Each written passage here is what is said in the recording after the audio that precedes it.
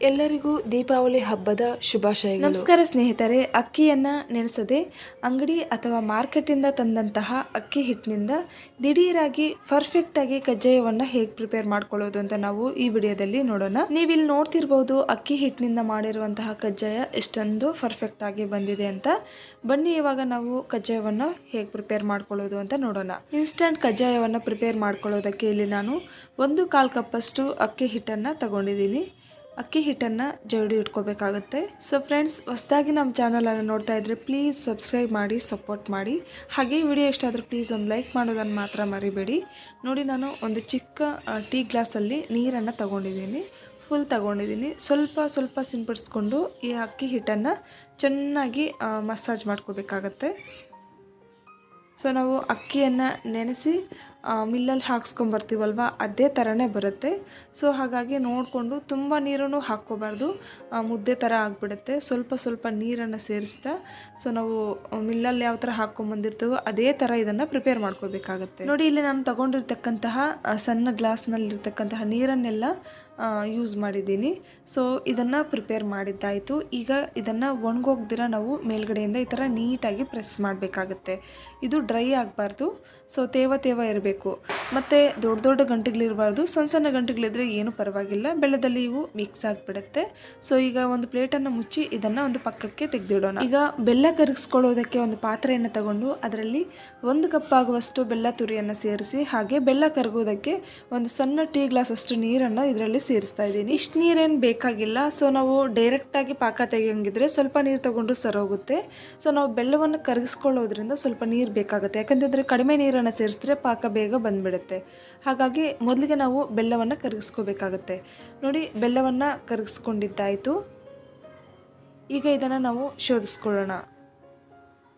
ಈಗ ನಾನು ಮತ್ತೊಂದು ಪಾತ್ರೆಯಲ್ಲಿ ಬೆಲ್ಲವನ್ನು ಶೋಧಿಸ್ಕೊತಾ ಇದ್ದೀನಿ. ಬೆಲ್ಲದಲ್ಲಿ ಒಮ್ಮೊಮ್ಮೆ ಕಸ ಕಡ್ಡಿ ಎಲ್ಲ ಇರುತ್ತೆ.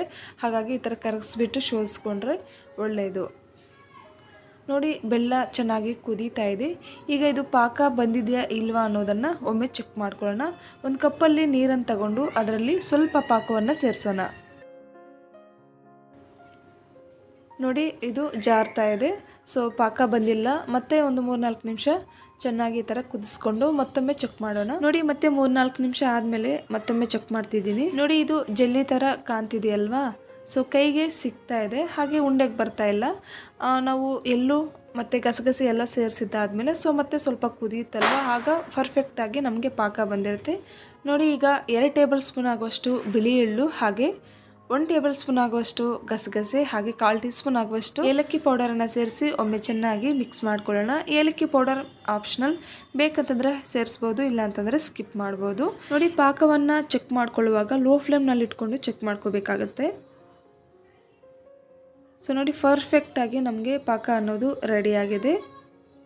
ನೋಡಿ, ಈ ಥರ ಉಂಡೆಗೆ ಬರಬೇಕು. ಜಾರ್ತಿದ್ರೆ ಕಜ್ಜಾಯ ಅನ್ನೋದು ಸರಿಯಾಗಿ ಬರಲ್ಲ.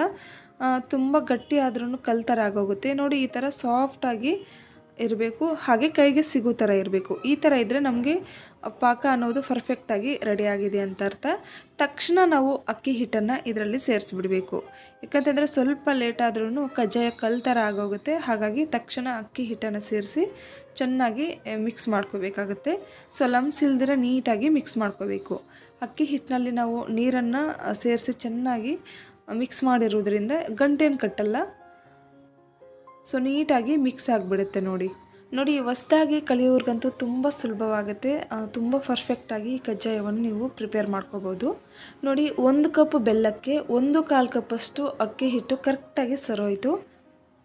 ಸ್ವಲ್ಪನೂ ಉಳಿಯಲಿಲ್ಲ, ಕರೆಕ್ಟಾಗಿ ಸರೋಯಿತು. ಇದನ್ನು ಈ ಥರ ಚೆನ್ನಾಗಿ ಮಿಕ್ಸ್ ಮಾಡಿದ್ದಾದಮೇಲೆ ಕಂಪ್ಲೀಟಾಗಿ ತಣ್ಣಗಾಕ್ಬಿಡೋಣ. ಸೊ ಕಂಪ್ಲೀಟಾಗಿ ತಣ್ಣಗಾದ್ಮೇಲೆ ಕಜ್ಜಾಯವನ್ನು ಪ್ರಿಪೇರ್ ಮಾಡ್ಕೊಳ್ಳೋಣ. ನೀವು ಇನ್ನೂ ಜಾಸ್ತಿ ಮಾಡ್ಕೋಬೇಕಂತಂದರೆ ನಾವು ಏನು ಇಂಗ್ರೀಡಿಯೆಂಟ್ಸನ್ನು ತಗೊಂಡಿರ್ತೀವಿ ಅದಕ್ಕಿಂತ ಡಬಲ್ ತಗೊಂಡು ಜಾಸ್ತಿ ಕಜ್ಜಾಯಗಳನ್ನು ಪ್ರಿಪೇರ್ ಮಾಡ್ಕೋಬೋದು. ಈಗ ಒಂದು ಬಾಣಲೆಯಲ್ಲಿ ನಾನು ಆಯಿಲನ್ನು ಸೇರಿಸ್ತಾ ಇದ್ದೀನಿ. ಆಯಿಲ್ ಬಿಸಿ ಆಗ್ತಾ ಇರಲಿ, ಅಷ್ಟರೊಳಗೆ ನಾವು ಕಜ್ಜಾಯವನ್ನು ಪ್ರಿಪೇರ್ ಮಾಡ್ಕೊಳ್ಳೋಣ. ಇದು ಕಂಪ್ಲೀಟಾಗಿ ತಣ್ಣಗಾಗಿದೆ. ಸೊ ಈ ಥರ ನಿಮಗೆ ಕಜ್ಜಾಯ ಯಾವ ಸೈಜಲ್ಲಿ ಬೇಕೋ ಆ ಸೈಜಲ್ಲಿ ಸಣ್ಣ ಉಂಡೆಗಳನ್ನು ಪ್ರಿಪೇರ್ ಮಾಡಿಕೊಂಡು ಸ್ವಲ್ಪ ಆಯಿಲನ್ನು ಅಪ್ಲೈ ಮಾಡಿಕೊಂಡು ಈ ಥರ ಪ್ರೆಸ್ ಮಾಡಿಕೊಂಡ್ರೆ ನೀಟಾಗಿ ಬರುತ್ತೆ. ನಿಮ್ಮ ಹತ್ರ ಈ ಥರ ಬಾಳೆ ಎಲೆ ಇಲ್ಲ ಅಂತಂದರೆ ವೀಳ್ಯದ ಎಲೆಯ ಮೇಲೆ ಕೂಡ ನಾವು ಕಜ್ಜಾಯವನ್ನು ಪ್ರಿಪೇರ್ ಮಾಡ್ಕೋಬೋದು.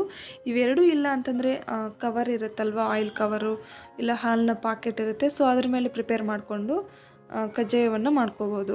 ನೋಡಿ ಈ ಕಡೆ ಆಯಿಲನ್ನು ಬಿಸಿಯಾಗಿಟ್ಟಿದ್ದೆ, ಆಯಿಲ್ ಕೂಡ ಬಿಸಿ ಆಯಿತು. ಈಗ ನಾವು ಕಜ್ಜಾಯವನ್ನು ಡೀಪ್ ಫ್ರೈ ಮಾಡ್ಕೊಳ್ಳೋಣ. ಮುಂದೆ ನೋಡ್ಬೋದು ಕಜ್ಜಾಯ ಎಷ್ಟೊಂದು ಪರ್ಫೆಕ್ಟಾಗಿ ಬರುತ್ತೆ ಅಂತ. ಸೊ ನಂಬಕ್ಕೆ ಆಗೋದಿಲ್ಲ. ಸಾಂಪ್ರದಾಯಿಕ ಶೈಲಿಯಲ್ಲಿ ಕಜ್ಜಾಯವನ್ನು ಯಾವ ಥರ ಪ್ರಿಪೇರ್ ಮಾಡ್ಕೊತೀರೋ ಅದೇ ಥರನೇ ಬರುತ್ತೆ. ಸೊ ತುಂಬ ಪರ್ಫೆಕ್ಟಾಗಿ ಬರುತ್ತೆ. ಸೊ ಒಂಚೂರು ಒಡೆಯೋದಿಲ್ಲ, ತುಂಬ ಚೆನ್ನಾಗಿ ಬರುತ್ತೆ. ಸೊ ಇನ್ಸ್ಟೆಂಟಾಗಿ ಯಾರಾದರೂ ಕಜ್ಜಾಯ ಪ್ರಿಪೇರ್ ಮಾಡ್ಕೋಬೇಕಂತಂದರೆ ಸೊ ವಿಡಿಯೋದಲ್ಲಿ ತೋರಿಸಿರೋ ಹಾಗೆ ಪ್ರಿಪೇರ್ ಮಾಡ್ಕೊಳ್ಳಿ, ತುಂಬ ಪರ್ಫೆಕ್ಟಾಗಿ ಬರುತ್ತೆ. ಸೊ ಫ್ರೆಂಡ್ಸ್, ಯಾರಾದರೂ ಹೊಸದಾಗಿ ನಮ್ಮ ಚಾನಲನ್ನು ನೋಡ್ತಾ ಇದ್ದರೆ ಪ್ಲೀಸ್ ಸಬ್ಸ್ಕ್ರೈಬ್ ಮಾಡಿ, ಸಪೋರ್ಟ್ ಮಾಡಿ.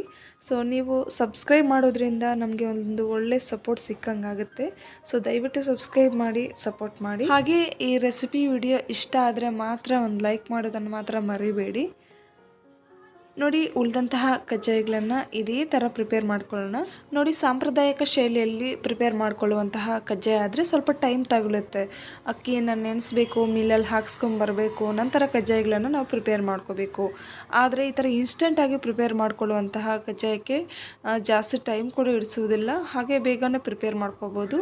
ತಿನ್ನುವುದಕ್ಕೂ ಟೇಸ್ಟಿಯಾಗಿರುತ್ತೆ, ಪರ್ಫೆಕ್ಟಾಗಿ ಬರುತ್ತೆ. ಸೊ ಖಂಡಿತ ನೀವು ಕೂಡ ಟ್ರೈ ಮಾಡಿ. ಇಲ್ಲಿ ನೋಡ್ತಿರ್ಬೋದು ನೀವು ಕಜ್ಜಾಯ ಎಷ್ಟೊಂದು ಪರ್ಫೆಕ್ಟಾಗಿ ಬಂದಿದೆ ಅಂತ. ಈ ವಿಡಿಯೋ ಇಷ್ಟ ಆದರೆ ಪ್ಲೀಸ್ ಲೈಕ್ ಮಾಡಿ, ಹಾಗೆ ಸಬ್ಸ್ಕ್ರೈಬ್ ಮಾಡಿ, ಸಪೋರ್ಟ್ ಮಾಡಿ. ವಿಡಿಯೋ ವೀಕ್ಷಿಸಿದ್ದಕ್ಕಾಗಿ ಧನ್ಯವಾದಗಳು.